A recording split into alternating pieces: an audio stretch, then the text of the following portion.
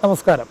നമ്മൾ ഈ ജൈവ വൈവിധ്യത്തിനായിട്ട് വേലികൾ കഴിയുന്നത് പ്രയോജനപ്പെടുത്തണമെന്ന് ഞാൻ പലതവണ പറഞ്ഞിരുന്നു. അപ്പോൾ അതിൻ്റെ ഒന്ന് രണ്ട് ഉദാഹരണം കാണിക്കാനായിട്ടാണ്. അപ്പോൾ നമ്മൾ ഡാൻ മാത്യു സാർ ഇന്ന് ഈ വേലിയിലുള്ള ചെടികളെ ഒന്ന് പരിചയപ്പെടുത്തുക. അതിന് മുമ്പൊരു കാര്യം പറയാനുള്ളത്, ഈ വേലി പലപ്പോഴും ഇപ്പോഴും നമുക്ക് വേലി ഒരു ഉത്തമ സംരക്ഷണ മാർഗമാണെന്ന് വലിയൊരു വിശ്വാസമായിട്ടില്ല. പലരും പറഞ്ഞാൽ മതിൽ കെട്ടിക്കഴിഞ്ഞാൽ നമ്മൾ കുറേ കൂടെ സേഫാണ്, സെക്യൂർഡ് ആണെന്നുള്ളതാണ്. അപ്പോൾ അതിൽ നമ്മൾ ആലോചിക്കേണ്ട രണ്ട് കാര്യങ്ങൾ. ഒന്ന്, ഈ ഇതിൻ്റെ ജൈവ വൈവിധ്യം അങ്ങനത്തെ പ്രയോജനങ്ങളൊക്കെ പോട്ടെ, മതിലിൻ്റെ മുകളിലൂടെ ഒരാൾക്ക് എടുത്ത് ചാടാനും തിരിച്ചിറങ്ങാനും ഒക്കെ വളരെ എളുപ്പമാണ്. ഈ ബാങ്കുകളുടെ സ്ട്രോങ് റൂം പോലും കട്ട് ചെയ്ത് മാറ്റി അകത്ത് കയറി കോൺക്രീറ്റ് അറകൾ മുറിച്ചൊക്കെ ആളുകൾ എതിർത്തുണ്ട്. അപ്പോൾ നമ്മളൊരു മതിൽ കെട്ടിക്കൊണ്ട് വലിയൊരു സംരക്ഷണം എന്ന് നമുക്ക് വിചാരിക്കാം എന്നുള്ളതല്ലാതെ അതിൽ വലിയ സംരക്ഷണമൊന്നുമില്ല. ഞാനൊക്കെ സ്കൂളിൽ പഠിച്ചിരുന്ന കാലത്ത് ഊണ് കഴിഞ്ഞിട്ട് കൈ കഴുകാൻ സ്ഥിരമായിട്ട് പോകുന്നത് സ്കൂളിൻ്റെ മതിലിയാടിയായിരുന്നു. ഞങ്ങൾ കുറേ പേര് അടുത്തുള്ള ഒരു സ്നേഹിതൻ്റെ വീട്ടിലോട്ട് പോയിരിക്കുന്നത്. കാരണം ഗേറ്റിലൂടെ ഇറങ്ങി പോകാനുള്ള ഒരു പ്രയാസം കൊണ്ട്. അപ്പോൾ അങ്ങനെ മതിലിയാടിയിട്ട് ഞങ്ങളുടെ ആരുടെയും കയ്യോ കാലോ ഒന്നും ഒടിഞ്ഞില്ല. അതൊന്ന്. അപ്പോൾ അതുപോലെ തന്നെ കള്ളന്മാരെന്ന് പറഞ്ഞാൽ കുറേ കൂടെ ട്രെയിൻഡ് ആളുകളാണ്. അവർക്ക് വളരെ ഈസി ആയിട്ട് നിങ്ങളുടെ മതിലിയാടാനും തിരിച്ചിറങ്ങാനും ഒക്കെ പറ്റും. കഴിഞ്ഞ ഒരാഴ്ച മുമ്പ് ഒരു രസമുള്ളൊരു വാർത്ത വായിച്ചു. എവിടെയോ ഒരാളെ ആരോ വെട്ടിപ്പരിക്കേൽപ്പിച്ചായിട്ട് പറഞ്ഞ് അദ്ദേഹം ആശുപത്രിയിൽ അഡ്മിറ്റായി. കുറച്ച് കഴിയുമ്പോൾ അദ്ദേഹത്തിൻ്റെ ഭാര്യ പറഞ്ഞല്ല, അദ്ദേഹം എന്നെ തല്ലാമെന്ന് ഞാൻ തിരിച്ചു തല്ലാൻ ചെന്നപ്പോൾ അദ്ദേഹം ഓടിയ വഴിക്ക് മുള്ളുവേലിൽ കുടുങ്ങി പുറം കയറിപ്പോയതാണെന്ന്. അപ്പോൾ നമ്മുടെ വേലി സത്യത്തിൽ പറഞ്ഞാൽ മതിലിനേക്കാൾ കുറച്ചുകൂടെ സേഫാണ്. കാരണം ഒരാളുടെ പുറത്തൊരു കീറലെങ്കിലും ഉണ്ടാക്കാൻ വേലിക്ക് പറ്റും. ആളുകളെ ഉപദ്രവിക്കുക എന്നുള്ള നമ്മുടെ ലക്ഷ്യം. നമ്മുടെ പ്രോപ്പർട്ടി സംരക്ഷിക്കാൻ വേണ്ടി മതിലാണ് വേലിയേക്കാൾ നല്ലതെന്ന് നിങ്ങൾ വിചാരിക്കുന്നുണ്ടെങ്കിൽ അതല്ല, മുള്ളുവേലിയൊക്കെ തന്നെയാണ് കുറേ കൂടെ വേലിയാണ്. വേലി മതി നമ്മുടെ അതിര് സംരക്ഷിക്കുക എന്നുള്ള പറയാനായിട്ടാണ് ഞാൻ ആ ഉദാഹരണം പറഞ്ഞത്. മറ്റൊരു സംഗതി, കേരളത്തിൽ ഏറ്റവും കൂടുതൽ തർക്കം വരുന്നത് നമ്മുടെ ഈ വസ്തു തർക്കം, വഴിത്തർക്കമാണ് ഈ സിവിൽ കേസുകളിൽ ഏറ്റവും കൂടുതൽ വരുന്നത്. ഇപ്പോൾ വേറൊരാൾ വഴി ചോദിച്ചു, കൊടുത്തില്ല, അല്ലെങ്കിൽ ഉണ്ടായിരുന്ന വഴി അപഹരിച്ചു, അല്ലെങ്കിൽ വഴിയുടെ വീതി കുറഞ്ഞു, വീതി കൂട്ടണം, പരാതി, നിവേദനം, തർക്കം, ഇതൊക്കെ ഇങ്ങനെ നടക്കുകയാണ്.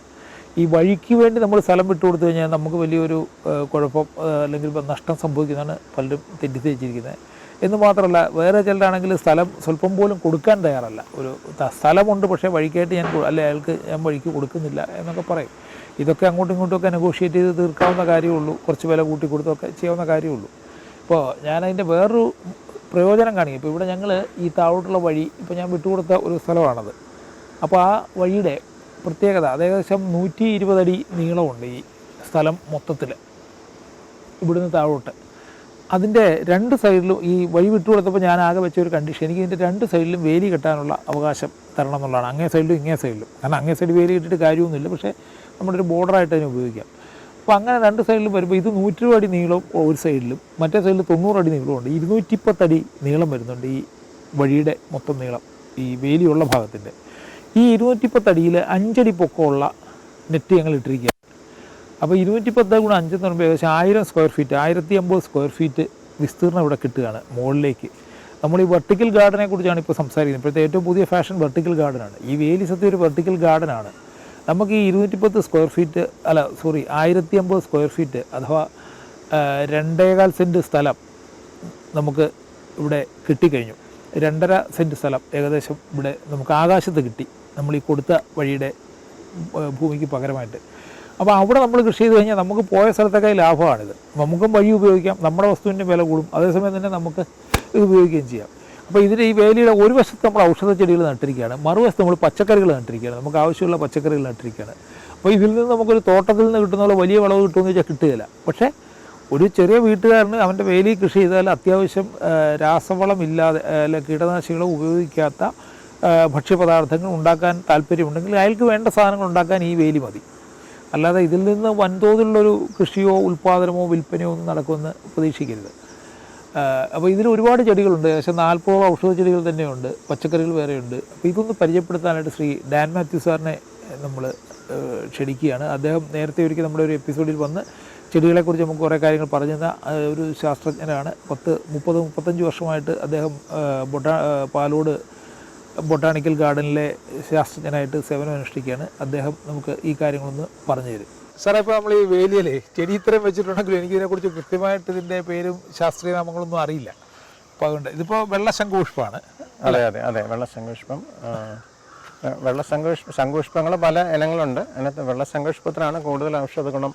അത് പക്ഷേ വൈദ്യന്മാർ പൊതുവെ പറയുന്ന ഒരു കാര്യമുണ്ട്, ഈ നീലയും വെള്ളയുള്ള സാധനങ്ങളിൽ ഇപ്പോൾ എരിക്കാലും ഏതായാലും വെള്ളയായിരിക്കും മരുന്നിന് ഉപയോഗിക്കുക. അതെ അതെ എന്ന് പൊതുവെ ഒരു ഇത് പറയാതെ. അപ്പം ഇതിൻ്റെ മറ്റേ സയന്റിഫിക് നെയിം എങ്ങനെയാണ് വരുന്നത്? ക്ലിറ്റോറിയ ടെർനേഷ്യ. ടെർനേഷ്യ. ഇത് ശതാവരിയാണ്. ശതാവരിയും അതിന്റെ വേര് ഇങ്ങനെ ഒരു ഭാഗത്തുനിന്ന് തന്നെ ഇങ്ങനെ ഒരുപാട് വേരുകൾ ഒന്നിച്ച് വരുന്നതാണ് ശതാവേരി എന്നുള്ള പേര് വരുന്നത്. 100 കണക്കിന് വേരെന്നുള്ള അർത്ഥത്തിൽ ഓരോ വേരും ഓരോ കിഴങ്ങായിട്ട് രൂപം കൊണ്ടോളും. ഇത് ഇതിന്റെ സയന്റിഫിക് നെയിം എന്താണ്? അസ്പരാഗസ് റെസ്മോസസ്. ഇത് മറ്റേ പാൽമുതുക്കാണോ? ഇത് കരിമുതക്കാണ്. പാൽമുതക്കും കരിമുതക്കും പരസ്പരം തെറ്റിപ്പാൻ സാധ്യതയുള്ള 2 ചെടികളാണ്. അതിനെ 1-2 സൂക്ഷ്മമായി നോക്കിയാൽ മനസ്സിലാവും. ഇവിടെ ഒരു ഗ്ലാൻഡ് പോലെ ഒരു സ്ട്രക്ചർ ഉണ്ട്. അതൊരു ഐഡന്റിഫിക്കേഷൻ ക്യാരക്ടറാണ്. പിന്നെ ഇതിന്റെ തണ്ടിൽ കരിമുതുക്കിന് മാത്രമേ ഉള്ളൂ. പിന്നെ ഇതിന്റെ തണ്ടിൽ ഇങ്ങനെ ഇലയുടെ ചുവട്ടിൽ നിന്ന് ഇങ്ങനെ മുള്ളു പോലെ അതിന്റെ ബ്രാക്സ് നിൽക്കുന്നത് കാണാം. പിന്നെ ഇതിന്റെ പൂവിന്റെ പ്രത്യേകത ഒരു അധികം വിടരാതെ നിൽക്കുന്ന ഇളം ക്രീം നിറത്തിലുള്ള പൂക്കളാണ്. ഇതുപോലെ ഈ പടർന്നു കയറാൻ സഹായിക്കുന്ന ഈ സ്പ്രിങ് പോലെയുള്ള ടെൻഡ്രിൽസും കരിമുതക്കിനേ ഉള്ളൂ. പാൽമുതക്ക് ഇതുപോലെയല്ല. കാരണം പാൽമുതക്ക് കൺവോൾവേസി എന്ന് പറഞ്ഞ വേറൊരു കുടുംബത്തിൽ പെടുന്നതാണ്. ഇത് മറ്റേ അമൃത് ചിറ്റമൃത് എന്ന് പറഞ്ഞ യഥാർത്ഥ അമൃതാണ്. ഇതും ധാരാളമായ ആയുർവേദത്തിൽ ആവശ്യമുള്ള ഔഷധസസ്യമാണ്. നമ്മുടെ ശരീരത്തിന് മൊത്തം പ്രതിരോധ ശക്തിയും കയ്പല്ലേ, ഭയങ്കര കയ്പാണ്. ആരോഗ്യദായകമായ ഒരുപാട് കോമ്പൗണ്ട്സ് അതിനകത്ത് രാസപദാർത്ഥങ്ങൾ അതിനകത്ത് അടങ്ങിയിട്ടുണ്ട്. ഇത് ടിനോസ്പൊറ കോർഡിഫോളിയ. ഹാർട്ടിന്റെ ആകൃതി ഉള്ളതുകൊണ്ടാണ് ഹാർട്ടിന്റെ ആകൃതിയിലുള്ള ഇല എന്നർത്ഥമാണ് കോർഡിഫോളിയ എന്നുള്ള വാക്കിന്റെ അർത്ഥം. കോർഡേറ്റ് എന്ന് പറഞ്ഞാൽ ഹാർട്ട് എന്നാണ്. അമൃതിൽ ആണും പെണ്ണും വ്യത്യാസമാണ്. ഇത് കാക്കവള്ളി എന്ന് പറയും. വട്ടക്കാക്ക എന്നാണ് ശാസ്ത്രനാമം.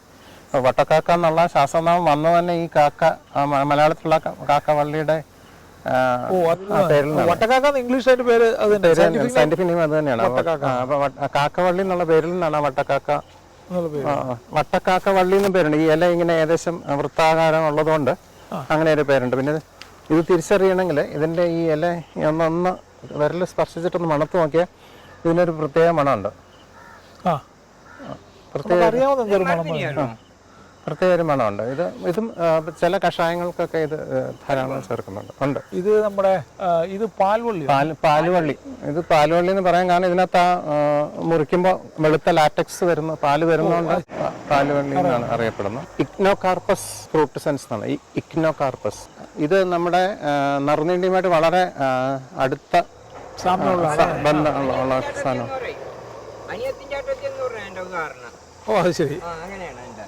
ഇത് നമ്മുടെ കരിയിലാഞ്ചി. അതെ കരിയിലാഞ്ചിയാണിത്. ഇതിന്റെ ശാസ്ത്രീയ നാമം സ്മൈലാക്സ് സൈലാനിക്ക എന്നാണ്. സ്മൈലാക്സ് സൈലാനിക്ക ഇതിന്റെ വേരാണ് മരുന്നിനെടുക്കുന്നത്. വളരെ ദൃഢതയുള്ള ഒരുപാട് ശാഖകളുള്ള ഒരു വേരാണ്. ഒടിച്ചാൽ ഒടിയാൻ തന്നെ പ്രയാസമുള്ള വളരെ കട്ടിയുള്ള വേരാണ് എടുക്കുന്നത്. ഈ കടമ്മനിട്ടയുടെ കവിത കേട്ടിട്ടുള്ള അല്ലാതെ ഇത് ആദ്യമായിട്ട് കാണുന്ന ഇവിടെ വരുമ്പോഴാണ്. ഇത് മുള്ളുകളും കൂടെ ഉള്ളത്. ഇപ്പൊ തീരെ ഇത് കുറഞ്ഞു, കാരണം എല്ലാരും മുൾച്ചെടി എന്നുള്ള രീതിയിൽ വെട്ടിക്കളയും. പക്ഷേ ഈ പറഞ്ഞതുപോലെ ഒരു ജൈവവേലിക്ക് ഔഷധ ഗുണമുള്ള ഒരു ജൈവവേലി നിർമ്മിക്കാൻ ഈ പറഞ്ഞതുപോലെ അനുയോജ്യമായ ഒരു സസ്യമാണ്. ഇതിനൊരു കായുണ്ട്. മുന്തിരിങ്ങ കായും പൂവും എല്ലാം കാണാൻ ഭംഗിയുള്ള സസ്യം തന്നെയാണ്.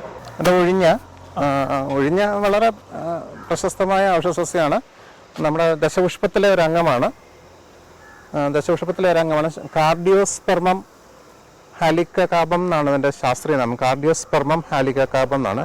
ഇതിന്റെ വിത്ത് നോക്കിയാൽ അതിലൊരു ഹൃദയ അടയാളം കാണാം. കറുത്ത വിത്തിൽ വെളുത്ത ഒരു ഹൃദയ അടയാളം കാണാം. അതുകൊണ്ടാണ് കാർഡിയോസ്പെർമംസ്. അത് നമ്മുടെ ഈ മലതാങ്ങിക്കും അങ്ങനെ ഒരു വിത്ത് ചുവന്ന ഇതുപോലെ ഹൃദയത്തിന്റെ. പക്ഷേ ഇതിന് വ്യക്തമായിട്ട് അങ്ങനെ കാണുന്നതുകൊണ്ടാണ് കാർഡിയോസ്പെർമം എന്നുള്ള പേര് വന്നിരിക്കുന്നത്. നറുനീണ്ടി അല്ലെങ്കിൽ നന്നാറി എന്ന് പറയുന്ന സാധനമാണ്. അതിന്റെ വേരിന് നല്ല സുഗന്ധം ഉണ്ട്. കൂടാതെ സർബത്ത് പോലുള്ള പാനീയങ്ങൾ ഉണ്ടാക്കാൻ ശരീരത്തിന് മൊത്തം നല്ല കുളിർമ നൽകുന്ന ഒരു പാനീയം ഉണ്ടാക്കുന്ന വളരെ ഫേമസ് ആണ്. അതുപോലെ അതുപോലെ നമ്മൾ അത് വെച്ച് അച്ചാറിടും. നിറഞ്ഞ കിഴങ്ങ് മുറിച്ച് അല്ലേ, അങ്ങനെ ആയുർവേദത്തിൽ ധാരാളമായിട്ട് ഉപയോഗിക്കുന്നുണ്ട്.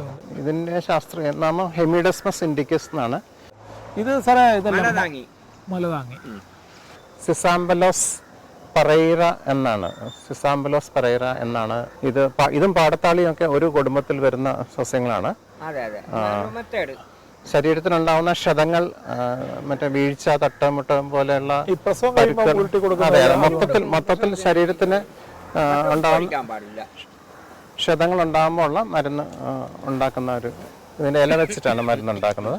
സാർ ഇതിന് ഇത് ആണും പെണ്ണും ഇല്ലേ മലതാങ്ങിക്ക്? അങ്ങനെ എന്തോ ഒരു ഇല്ല ഇല്ല ഇല്ലേ? ഇല്ല. ഏതോ ഒരു കായ ഉണ്ടാകുന്നത്, ഇതൊരു ചുവന്ന കായ് ഇതിൽ നമ്മൾ ഒരിക്കൽ സാർ അവിടെ എനിക്ക് കണ്ടു. അത് ഒരു പ്ലാന്റിൽ തന്നെ ഉണ്ടാവും. ഒരു പ്ലാന്റിൽ തന്നെ ഉണ്ടാവും അല്ലേ? ഇതാണ് പാടത്താളി. ഇതിൻ്റെ ഇല വെള്ളത്തിൽ ഞെരടി അരച്ച് ചേർത്താൽ ഒരു പാട പോലെ കിട്ടും. അത് താളിയായിട്ട് ഉപയോഗിക്കുകയും ചെയ്യുമായിരുന്നു. അതുകൊണ്ടാണ് പാടത്താളി എന്നുള്ള പേര് വന്നിരിക്കുന്നത്. ഇതിനൊരു കിഴങ്ങുമുണ്ട്, പാടക്കിഴങ്ങ് എന്ന് പറയും. എന്ത് ചെയ്യാനായിട്ട് ഉപയോഗിക്കുന്നത്? ഓ അത് ശരി. ഇതെന്ത് നരയ്ക്കായിട്ട്, ഇത് നര തുടങ്ങുന്ന സമയത്ത് ഇത് അരച്ച് തേച്ച് കഴിഞ്ഞാൽ നര വരികയെന്നാണ് പറയുന്നത്. മൊത്തത്തിൽ അത് താളി, ഞാൻ പറഞ്ഞ പോലെ ഹെയർ വാഷ്, ആദ്യകാലത്തെ ഷാംപൂ മെറ്റീരിയലാണ് അത്. ഇത് നമ്മുടെ തിപ്പലിയാണ്. തിപ്പലി പൊതുവെ തറയിൽ കൂടി പടർന്നു കിടക്കുന്ന ചെടിയാണ്. ത്രികടൂല് ചുക്ക് കുരുമുളക് തിപ്പലി എന്ന് പറഞ്ഞ ത്രികടു കോമ്പിനേഷനിൽ ഇതിന്റെ തിരിയാണ് ഉപയോഗിക്കുന്നത്. ഇവിടെ നമുക്കത് തിരി വരുന്നുണ്ട്, ഇതാണ്ട് ഇവിടെ വരുന്നുണ്ട് സാർ, ഇഷ്ടം പോലെ തിരി ഇവിടെ ഉണ്ടാകുന്നുണ്ട്. അവിടെ വലിയ തിരിയുണ്ട് അല്ലേ? ശ്വാസകോശ സംബന്ധമായ അസുഖങ്ങൾക്കും ചുമ, തൊണ്ടവേദന അങ്ങനെയൊക്കെ ധാരാളമായിട്ട് ഉപയോഗിക്കുന്ന മരുന്നാണ്. ഇതിലൊരു തമാശ, ഇവിടെ എല്ലാം നേരത്തെ ഈ കിരിയാത്ത ഒരുപാട് നിപ്പുണ്ടായിരുന്നു. ഇപ്പൊ ഈ ചട്ടിക്ക് തുറന്ന് തന്നെത്താനെ കിളുത്ത് വള്ളിയല്ലോ? അല്ല, വള്ളിയല്ല, ചെറിയ ചെടിയാണ്. അതിന്റെ സയന്റിഫിക് നെയിം എന്താണ്? ആൻഡ്രോഗ്രാഫിസ് പാനിക്കുലേറ്റ. ഇത് നമ്മുടെ കാട്ടുപിച്ചി. ഇത് പണ്ട് എൻ്റെ വീട്ടിലുണ്ടായിരുന്നു. ഇതൊരു കറുത്ത കായൊക്കെ ഉണ്ടാകില്ല, ഭയങ്കര മണമാണ് അല്ലേ മരുന്നിനെടുക്കുന്ന. ചേട്ടാ, കാട്ടുപിച്ചിയുടെ ഉപയോഗം എന്താ ചേട്ടാ?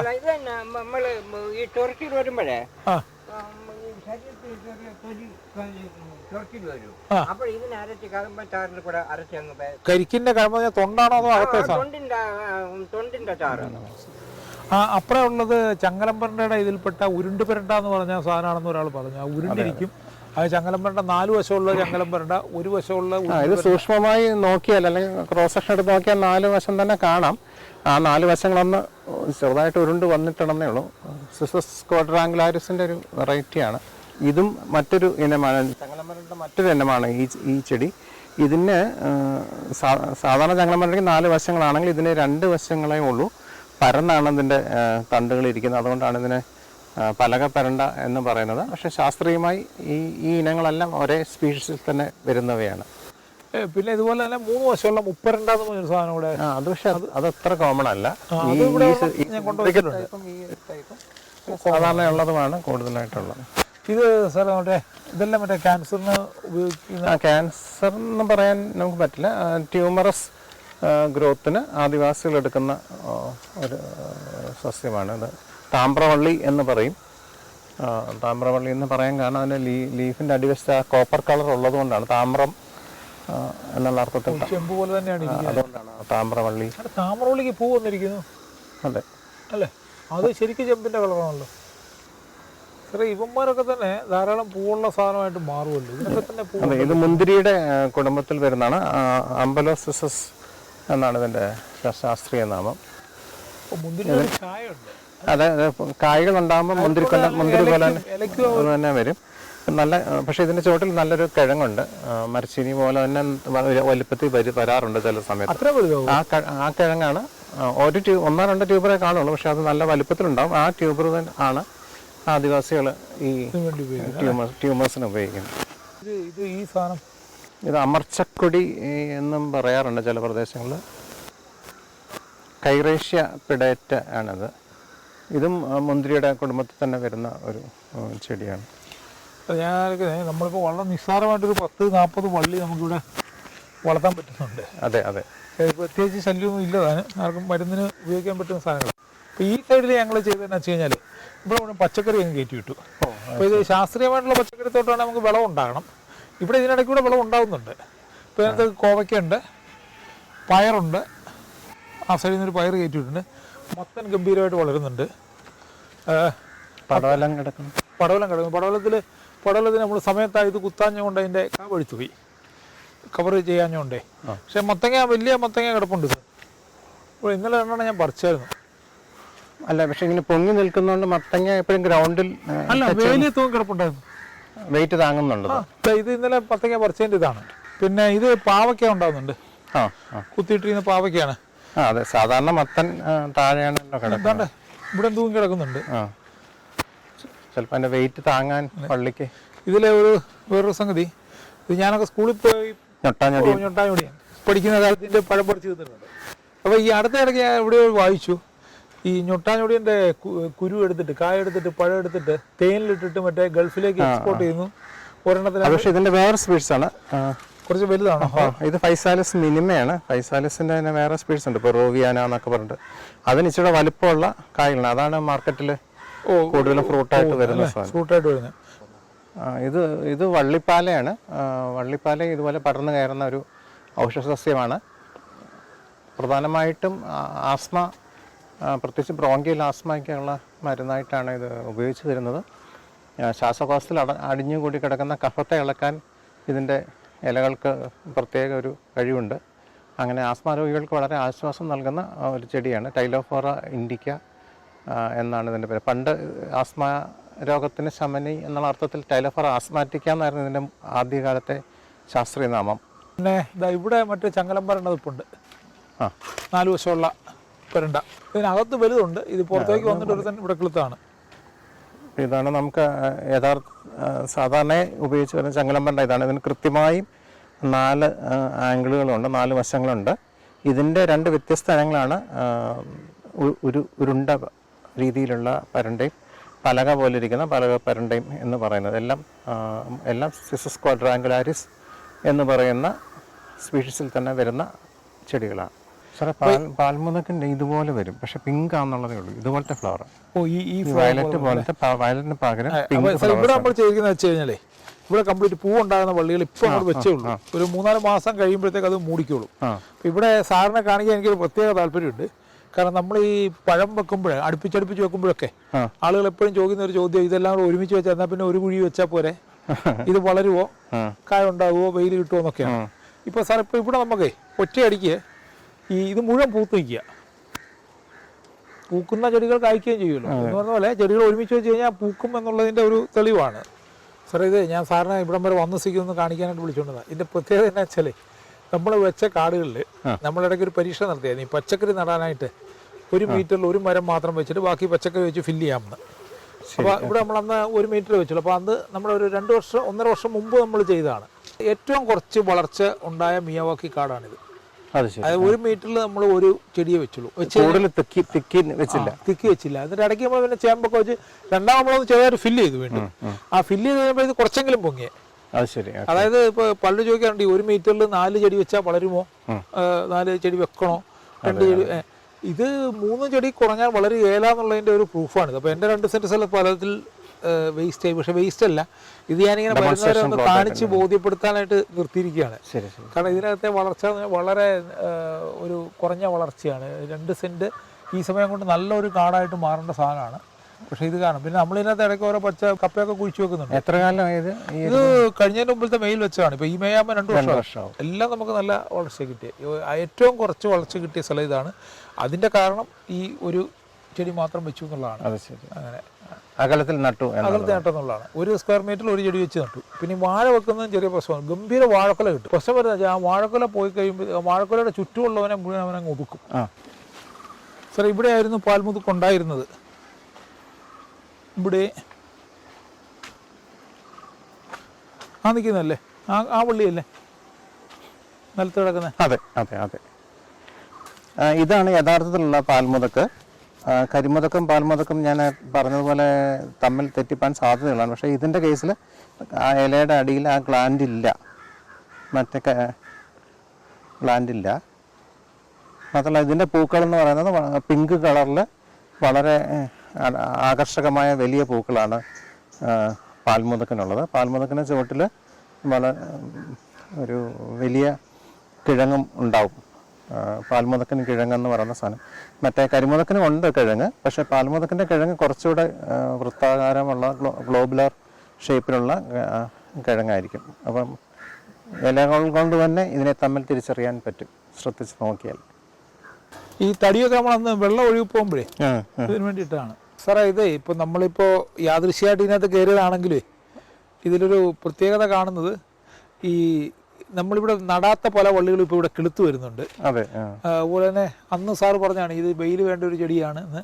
അപ്പോൾ വെയിലില്ലാതെ അവൻ അതിൻ്റെ താഴെ നിന്നുകൊണ്ട് വളരാവുന്ന രീതിയിൽ വളരുന്നു. സാറിന് ഇപ്പോൾ എന്ത് തോന്നുന്നു, ഇതിനൊരു ഫോറസ്റ്റ് അറ്റ്മോസ്ഫിയർ ഈ അതെ, ക്രമേണ അതിലൊക്കെ എത്തുന്നുണ്ട്. ഇപ്പോൾ ഫിറ്റസ്റ്റ് വിൽ സർവൈവ് ഇതിന് ഈ കണ്ടീഷനിൽ അവർ പരസ്പരം മത്സരിക്കുന്നുണ്ട്. മത്സരത്തിൽ ഈ ഒരു പശ്ചാത്തലത്തിന് അനുയോജ്യമായിട്ടുള്ളത് നന്നായിട്ട് കയറി വരും.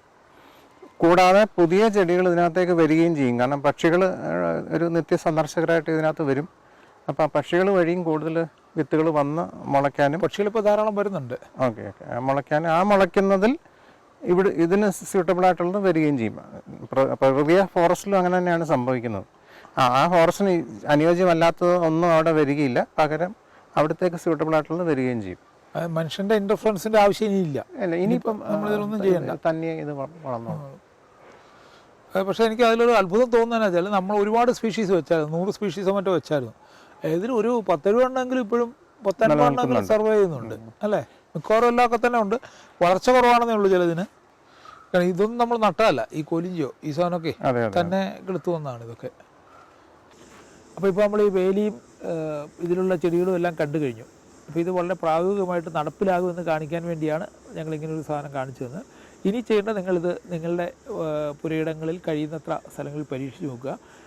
ഇതൊന്നും മാത്രമല്ല, ഇപ്പോൾ ഒരു പറമ്പിനകത്ത് തന്നെ 3, 4, 5 വേലികൾ ഉണ്ടാക്കാം. ഇപ്പോൾ കോഴിയെ വളർത്തുന്ന ഭാഗത്ത് ഒരു വേലി കെട്ടിത്തിരിക്കാം, പശുവിനെ വളർത്തുന്ന ഒരു വേലി കെട്ടിത്തിരിക്കാം, പൂന്തോട്ടം ഒരു വേലി കെട്ടിത്തിരിക്കാം. കാരണം ഈ വേലി കെട്ടിത്തിരിക്കലെല്ലാം നിങ്ങൾക്ക് ആകാശത്തേക്ക് അല്ലെങ്കിൽ വെർട്ടിക്കൽ ഗാർഡനിങ്ങിന് കൂടുതൽ സ്ഥലം തരികയാണ്. അപ്പോൾ ഉള്ള സ്ഥലത്തെ 25 സെൻറ്റ് സ്ഥലത്ത് നിങ്ങൾക്ക് പല തരത്തിലുള്ള വേലികൾ തീർത്ത് അതിനെ 50 സെൻറ്റ് ആക്കാൻ പറ്റും. അപ്പോൾ അത് പരീക്ഷിച്ച് നോക്കുക, തീർച്ചയായിട്ടും ഫലപ്രദമായിരിക്കും.